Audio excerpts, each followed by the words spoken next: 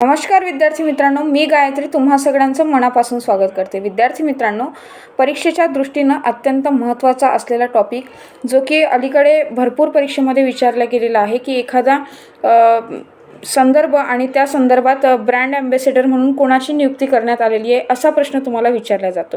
तर विद्यार्थी मित्रांनो, हे ब्रँड ॲम्बॅसेडर तुम्हाला हमखास विचारले जातील, तर बघून घेऊया।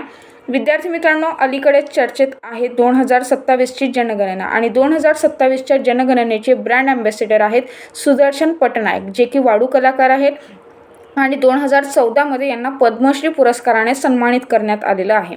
त्यानंतर विद्यार्थी मित्रांनो, भीम ॲपचे जे ब्रँड ॲम्बॅसेडर आहेत ते आहेत महेंद्रसिंग धोनी।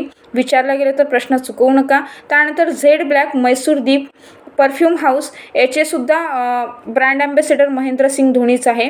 त्यानंतर युनिक्लो कपडा ब्रँड जसप्रीत बुमराह हे त्याचे ब्रँड ॲम्बॅसेडर आहे। त्यानंतर विद्यार्थी मित्रांनो, एक गोष्ट आणखी लक्षात असू द्या, सिटी युनियन बँक चे ब्रँड ॲम्बॅसेडर आहे रवींद्र जडेजा आणि संयुक्त राष्ट्र रस्ते सुरक्षा जागतिक चॅम्पियन याचे ब्रँड ॲम्बॅसेडर आहे सचिन तेंडुलकर।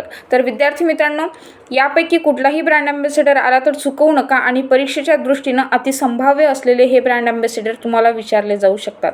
चला, तर माहिती आवडली असेल तर व्हिडिओला लाईक करा आणि अशाच छान माहितीसाठी चॅनलला फॉलो करायला विसरू नका। बाय।